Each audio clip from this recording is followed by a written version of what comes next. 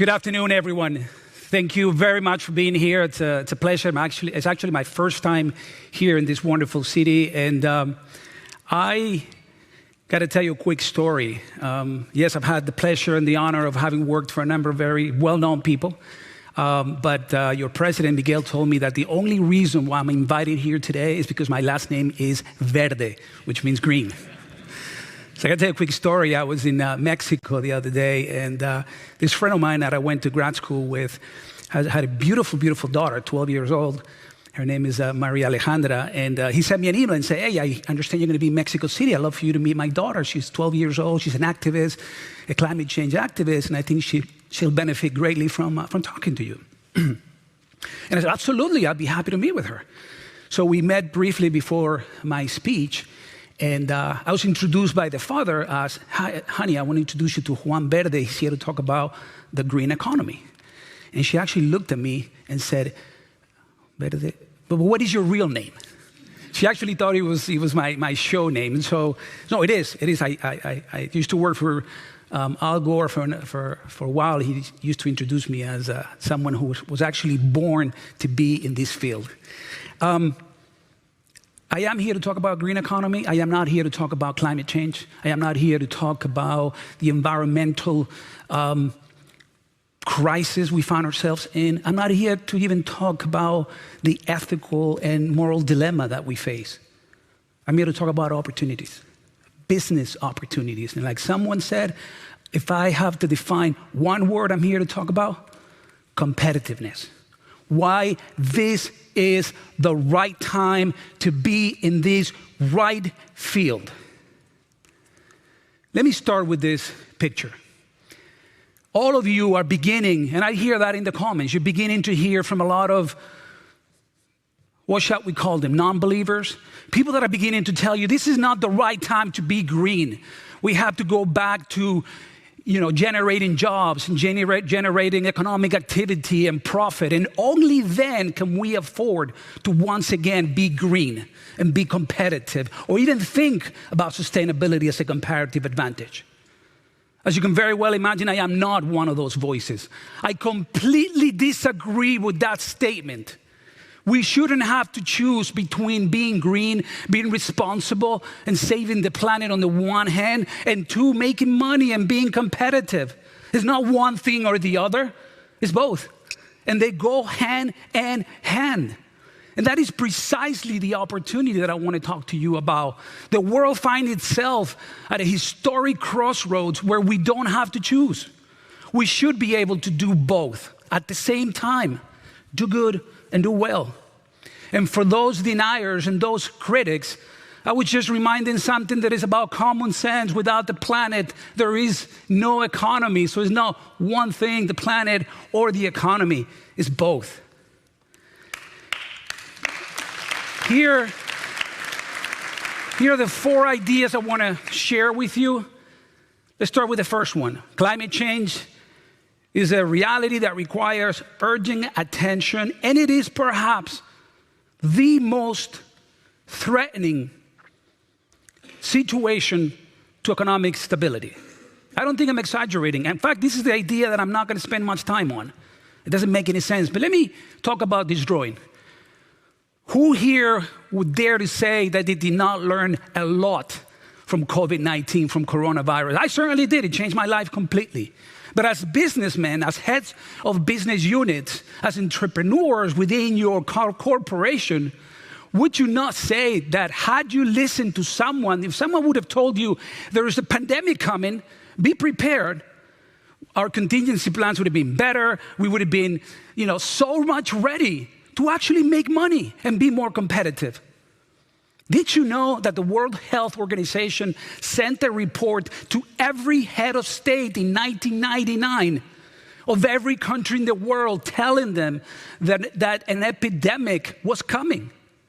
They didn't know if it was going to take 5, 10, or 20 years, but it was coming with a very high degree of probability. That report says three things. Number one, it's coming. Make no mistake, it's coming. Number two, we're not ready. Number three, let's start planning. Let's start understanding the risk. Let's start collaborating, private sector companies, and of course, policymakers and governments. That report was sent to every head of state in every country every year after that. And the last report was sent in January of 2020. Who wasn't surprised by coronavirus? Now, the scientific community had been telling us for 20 years that it was coming.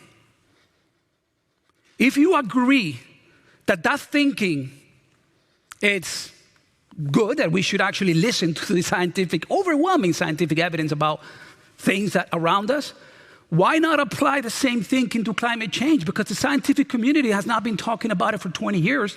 It's been talking about it for 45 years. And they're telling us that we're not ready. And he's telling us that if you do get ready, you're bound to make a lot of money and be competitive. And that's what I want to talk about, business opportunities. The scientific evidence, at this point, I'm not even going to bother. If you choose not to believe in climate change at this stage, it's because you suffer from self-induced myopia, is what I call it. I'm going to assume that all of us understand and listen to scientific evidence. But I will share with you something that might be of interest to you. The World Economic Forum, as you know, is this group of top economists from around the world. They come together once a year to try to identify the greatest threat to economic stability in the world for the next decade. And then that report gets updated every year. The last one, let me share with you the findings. Out of the 10 greatest threats to the economy, 5 have everything to do with climate change. Extreme weather events, critical shifts in terrestrial systems. This is, wind currents, sea currents, temperatures, loss of biodiversity and ecosystem collapse, natural resource scarcity, pollution. I would even say that immigration is actually related to that as well, but at least 5 have everything to do with climate change. Now, I don't know how you feel about it, but we should listen to the scientists. We're not ready, and if we get ready, we'll probably make a lot of money and be a lot more competitive as companies and as economies. That was the first idea I wanted to share with you, very brief.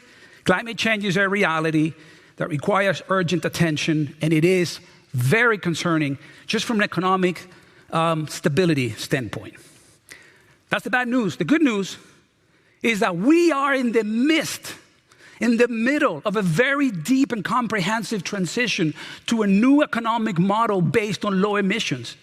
This is not something that we have to do. I will share with you data, numbers, and projections, hard evidence that this is a green revolution that is at a point where there is no returning, there is no turning back. This is now a matter of speed, but never again a matter of direction.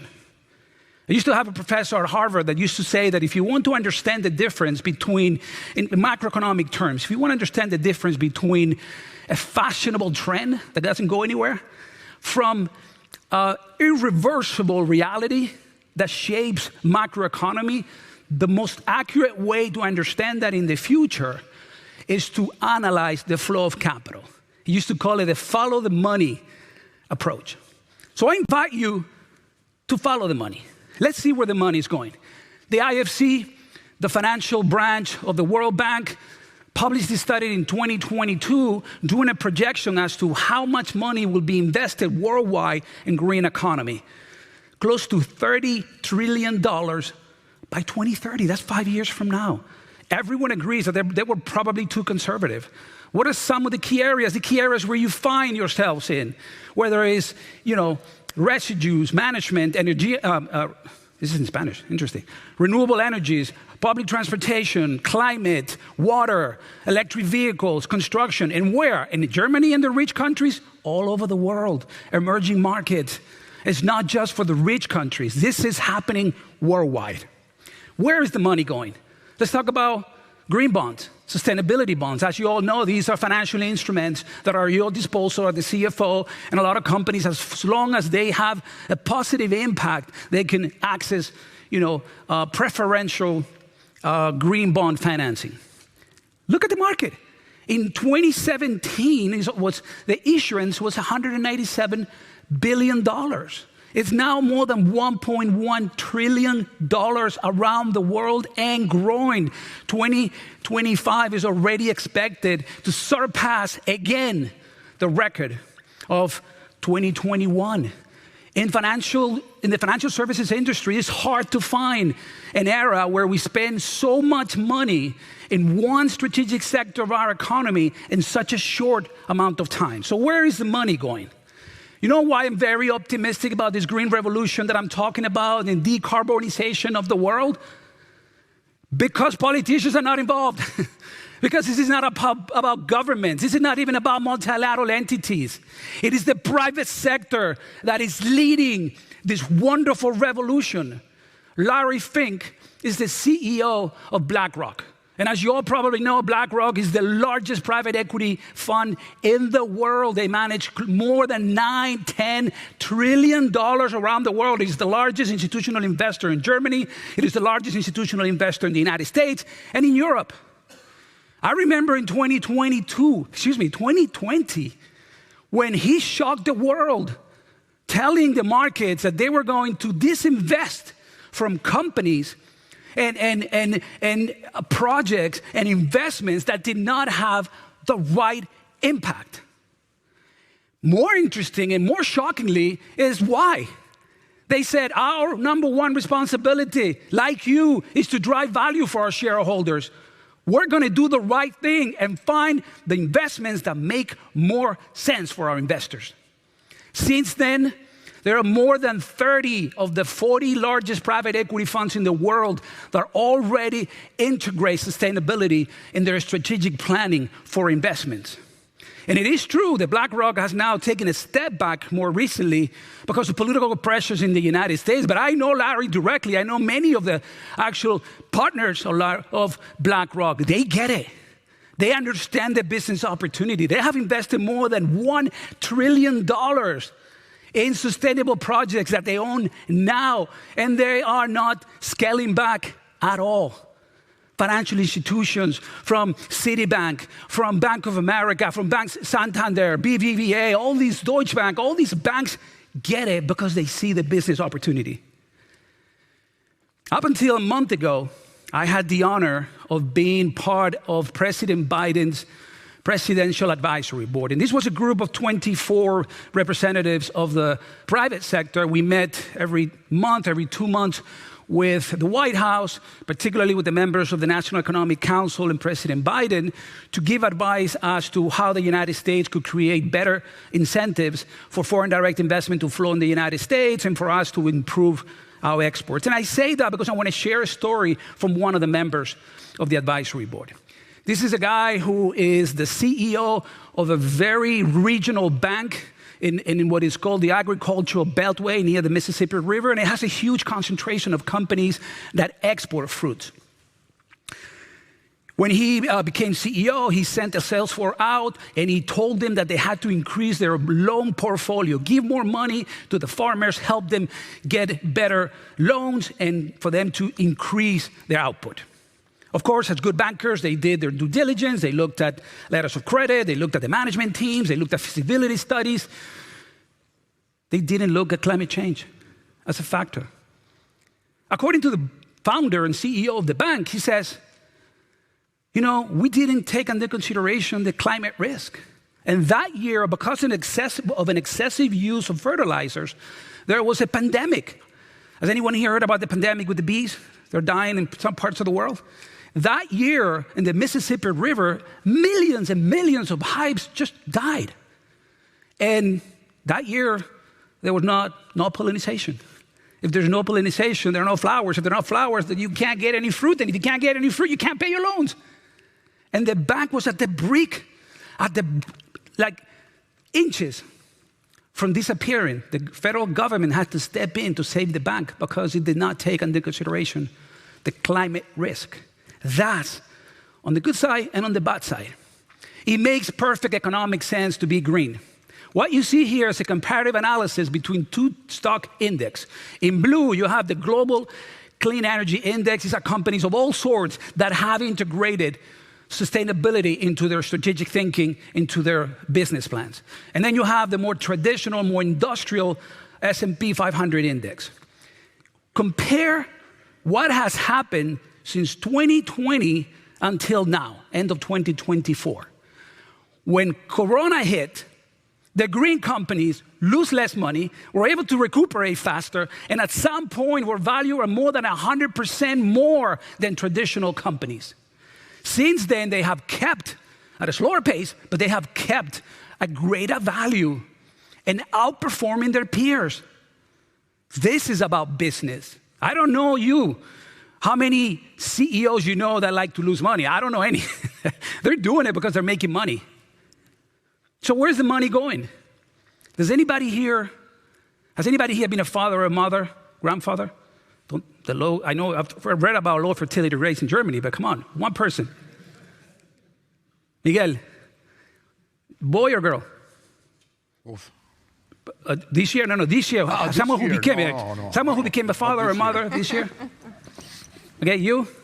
Boy or girl? Name? This year. Adriana. I'm just talking about Adriana very soon, but let's talk about what's happening to global electric vehicle sales. Look at the growth. 2021, we went from 2020 to 2021, basically 100%, from 3 million to 6 million, from 6 to 10. Last year, the sales were over 17 million electric vehicles that were sold. And you might say, well, that's not a lot if you compare, combustion cars. According to the automobile industry, not a whole bunch of hippies with long hair that are thinking about an ideal world, but according to the industry, we can expect that by 2050, which is only when Alejandro, was it? Adriana. When Adriana turns 25, 70% of the cars that will be sold that year will be electric cars. And if you think that's way too ambitious, let's look at the case of Norway. Norway, in 2024, achieved almost an 89% of all the new cars that were sold last year. 90% of them were electric cars. This happened in 9 years. 9 years ago, the percentage was 1.5% of new cars. This is happening, whether we like it or not, and we need to understand where that's going. Electric vehicles now comprise almost 30% of all the cars that are circulating on the streets in Norway. This has happened in 9 years. To me, this is very telling.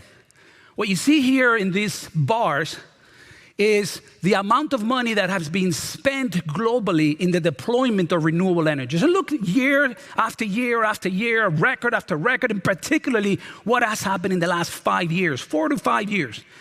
The global investment in clean energy reached a record $2.1 trillion in 2024, an 11% growth from the year before, and again, we keep breaking the records. Now, the red line that cuts across, that is the amount of money that we're spending in the deployment of fossil fuels. Is that a surprise to you? Because basically what we see here is that we're now spending exponentially more money in the deployment of clean tech than fossil fuels. So I ask you again, where is the money going? And those companies that don't want to change, they'll have to change. Because the regulatory framework that the politicians are talking about, whether we like it or not, they're there. And it is the fastest way to accelerate that transition. But it's happening, and not just in the EU. I'm not going to go down all the different directives and requirements that are there. People tell me, well, but the federal government in the United States has set back and there's no EPA now. That's true. But it's happening in the private sector, and it's happening at the state level. Let me tell you what has happened. California and New York have set standards so high that the entire industry of automobiles, for example, have decided they have two choices. Are we going to make two types of cars? One car for California and New York and another car for the rest of the country? No, they ended up going with the high standards for all their fleets. And that's what's happening in the United States when it comes to energy efficiency, when it comes to renewable energy requirements, or even supply chain transparency mandate. So it's happening in part in the United States because we don't rely on the government. My opinion about competitiveness, Nadia, in the 21st century has nothing to do with technology. Technology, I'll buy from you. You guys are great at it. I'll find somebody who will sell me technology. It's not even about financing. I know I can hire a great CFO and have her go out there and find me the money, whether it's issuing debt, bonds, or even with our cash flow. It's not about funding.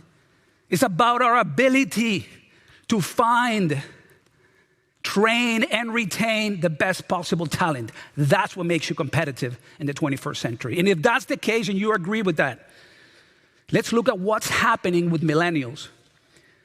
In this report, 37 countries, 5 continents, but especially in Europe and the United States. It used to be the case when I graduated, right, that I was looking for the big name, the big brand. I wanted to work for this great company. Our kids don't. They don't care. They're looking for a purpose. They want to get up in the morning and be happy and understand that they're contributing to society and that companies share their own values. That's something that is great about this company. But why am I mentioning that? According to this study, almost 60% of millennials and 62% of Generation Z prefer working for companies that demonstrate genuine concern for the planet. So in other words, sustainability is a key issue to them.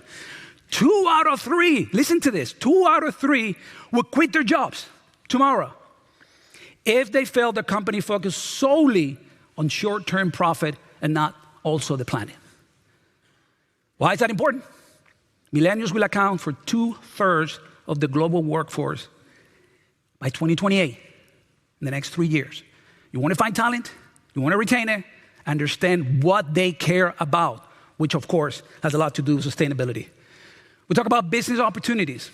This study to me, and I'll share the information with you guys and the management of the company. This study to me says it all. This is another study that looks and analyzes consumer behavior around the world and tries to understand what part is sustainability in the decision-making process of a buyer. 64% of consumers consider it important for a brand, a company, to offer sustainable products. In other words, 64% of the consumers are telling you, you're not giving me enough, I want more. 54% of consumers would pay up to 10%, but almost 60% of consumers would be willing to change their consumption habits to reduce their environmental impact. In other words, they're willing to abandon your brand and go to the other competition if you don't give them what they want. And 64% are telling you, you're not giving me what I want. And if you don't give it to me, I'll go to your competition. You want to talk about business opportunity? Look at the last piece of data. 92% of consumers, when faced, now, same price, same quality. When you face, here, 2 tomatoes. One is responsible with the environment and another one is not. Same price, same quality. 92% of consumers will always choose the environmentally friendly option. Now, that's hard to do. I understand. It requires creativity, innovation, efficiency. It requires a lot of work. But if you do, you will get 92% of the market. That's a business opportunity that we should not miss ever, because that is the history of private sector and entrepreneurship, finding the pain and giving it to the client with solutions, which is what you're talking about today, what I hear over and over again. Get close to your customer, understand where the pain is, and give them solutions. The third idea is that this is interesting in the sense that we are now facing a number of geopolitical factors that accelerate the green transition. And that creates a window of opportunity for us to, as I said before, it's a matter of speed. And yes, the United States is going one way, but the rest of the world is going a different way. That's an opportunity, obviously, but it's also something else happening. I remember, as if it were yesterday, when Russia invaded Ukraine. I got emails from all kinds of friends, I thought they were friends, and people, see, I told you, energy transition is dead. It's all about energy security. And you talked about the triangle. What did we learn now 3 years later? We learned that it makes no sense for Germany to rely on natural gas from Russia, where 42% of your energy was dependent on Russia only 3 years ago, and you've now gone down to 12, 13%.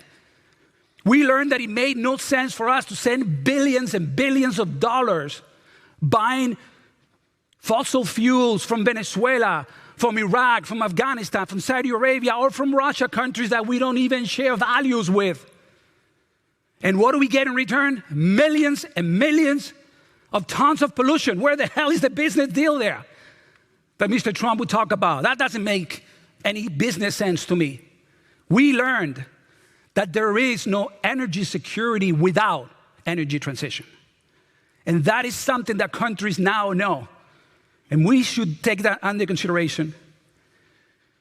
You know, you in Europe here, you have the Next Generation funds. I just want to say that, you know, when I look at the numbers, very impressive.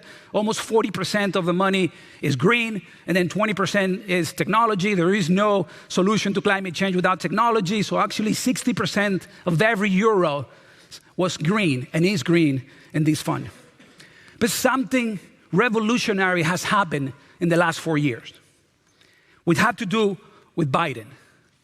We have spent the greatest, most significant amount of public money in the history of the United States in the last 4 years in one area, green economy.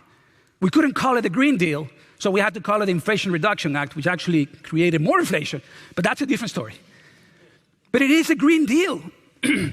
We're calling it the new Apollo project, making a reference to what it meant for the United States to send a man to the moon from a technological standpoint. A lot of the technologies that have changed the world, the microcomputer, the microchip, the Wi-Fi, the GPS, personal computers, all of that came from a short period of time where we invested a lot of time, effort, and resources to send a man to the moon, and a lot of technologies came out of that. We are now, in the last 4 years, have spent proportionally more money than at any other time in the history of the United States. The largest investment in energy efficiency, the largest investment in research and development, the largest investment in green infrastructure, the largest investment in fighting cancer. I mean, all these areas where it's all about technology and disrupting the market. And now you're thinking, yeah, but we got a new president. What's going to happen? Is it over? I have good news for you. No. Let me tell you why the green revolution in the United States, again, will not change direction. It will slow down for the next 4 years, I'll give you that. But it will not change. There are economic reasons and there are political reasons. The economic reasons, again, this is being led by the private sector. Who are the companies that are spending the most around the world? American companies. Amazon, Meta, American Airlines, Microsoft, Google, JP Morgan, Bank of America, Amazon, and many, many others are spending billions of dollars because they see the opportunity there. Number two, more than half of the major projects of the IRA, about 53% of all the projects are in Republican states. That's one thing the Democrats did right.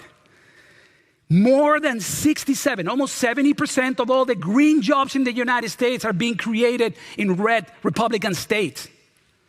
It's going to be very hard for President Trump to go to their own governors and say, oh, you know what, I gave you $327 billion, but I'm going to take them back. I don't see that happening.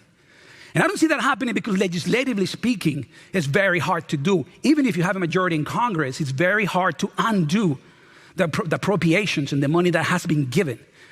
In fact, we knew that they were going to dry, and in the last 3 months, the Biden administration gave loans against the future deployment of money, and the states took it. It's going to be very, very hard. And other political factors. The last survey that was published 27 days ago by the Pew Research Institute, which is a very reputable think tank, said that almost 70% of Americans want the federal government to do more, not less, to fight climate change and move the United States towards decarbonization. 70% of people, now 51% voted for him, but 70% get it right. It's going to be, there's a social demand there. And honestly, I just think it's going to be hard for him, politically speaking, to go against that. He's just going to choose the path of least resistance, which makes sense. Let me now move into the fourth and last idea. Even with this political setback for the next 4 years, the transition to a low-emissions economy is unstoppable. Sustainability is driving private sector innovation, profit, pushing the world forward towards a greener, more profitable future. Let's look at some numbers. I mentioned before, major corporations are making the large investments in the United States. The corporate Nike Global 100, does anybody here know what that is? This is the list of the top 100 large companies that are also not just large and profitable, but also the most sustainable companies. Out of the top 100 list, when you look at their performance in the last 8 years, first of all, look at that, over 50% of them, the top 100 include over 50% of revenues from sustainability. The large companies, about 16% only worldwide but out of the top 100 greenest companies, about 50%.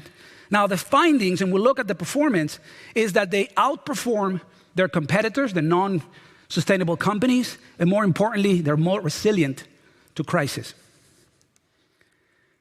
Look at this. The fundamentals make sense. You know it. You're selling it to your clients. Your clients are understanding. They're buying your products and your services because they want to be more efficient, because they want solutions, because they want to grow, they want to be more competitive, and you are that tool that helps them. Renewable energy, wind and solar costs are now competitive with fossil fuels, and that's also going to happen with hydrogen and the upcoming technologies that you're now developing. It's a matter of time. Green tech investments deliver returns that often outpace traditional energy sectors. The two things you see there is what has happened to prices just in the last 4 years alone. We've gone from, with solar, 8 cents a kilowatt to basically 3 to 4. And the same thing has happened with the photovoltaic price. Sustainability leaders have outperformed the broader market over and over again. The greenest have performed in the market 287, the non-green companies 272, clearly a better deal. Sustainable companies are more resilient in downturns. We saw what happened when COVID hit. The companies returned to profitability a lot faster. Now, sustainability investments drive innovation and economic leadership. And this is not just applicable to the companies, it's also applicable to countries. There are 3 regions in the world that invest the most around the world. Number 1 is China. This is not even about ideology. It's about business. It's about being competitive worldwide. There is a race between the United States, China, and Europe for this space. And Europe is ahead, but not by much. And I don't know by how long. Now, Germany obviously is also leading the way in many ways, and so are you guys as a company. But I wanted to mention that to me, the key insight here is that countries that invest heavily in sustainability, China, Germany, Denmark, UK, also lead the ranking in technological innovation. They are leading the way because it makes sense. Private sector leadership, we talked about economic rationale, not just sustainability, significant higher shares, declining cost, innovation and market demand. The market is there and the demand is finally there. And then there's global momentum with the IRA in the United States, what's happening with obviously the next generation funds here. The question is not if, but how quickly can we scale to meet the demands of tomorrow's world, even if we have to slow down, even if you have to take a step back to leap forward. But it makes no sense to abandon now. Let me leave you with 2 ideas. Number 1, where does that put us? A lot closer to a new economic model that has 3 pillars. And let me say this very clearly. Profitability will always be the key. No company should ever invest in anything if they're not there to make money. But it's no longer the only factor. Short-term profit is no longer the only and exclusive factor. In this new economic model, there's another pillar, and it's our people, our employees, our vendors, our clients, society as a whole, where we find our ability to do business. And of course, the third pillar is the planet, where in this case, it's also a driving force for being more competitive and more profitable. It's a better world, it's a better system, it makes better companies, but above all, it allows us not to have to choose between economy and planet. So let me leave you with an idea of another time in history where we found ourselves in a similar situation. At the beginning of the 19th century, in the British Parliament, there were 2 groups of members of Parliament that were fighting it out over a decision that was very important and that ultimately changed the world. And that was abolishing slavery. At the time, there was a group of members of parliament that said, we are going through a crisis, an economic crisis. We cannot afford to give up what we believe is our number one economic advantage, free labor. Let's do it right. Let's do it later. Let's get back to growth. Let's get back to employment, and then we can do the right thing. There was another group of members of parliament that disagreed and convinced the parliament to take a vote and abolish slavery. Now, why was that important? Because government had to come to the table with the academic world, with innovators, with entrepreneurs, with business and private sector together to create the right conditions for entrepreneurship and private enterprise to find a technological alternative to slavery. And of course, from that era, it gave birth to the steam engine, we gave birth to the train, and essentially to the Industrial Revolution that changed the world and made England the most competitive economy in history. That's where we are. We don't have to choose. It's both. You're doing it. You're getting up in the morning, moving the needle every single day in the right direction and showing the world that you can make money, that you can be profitable, and at the same time, do the right thing. We owe it to our kids, to the next generations. We owe it to ourselves. Let's not forget that this is about remaining competitive and for the next generations. Thank you.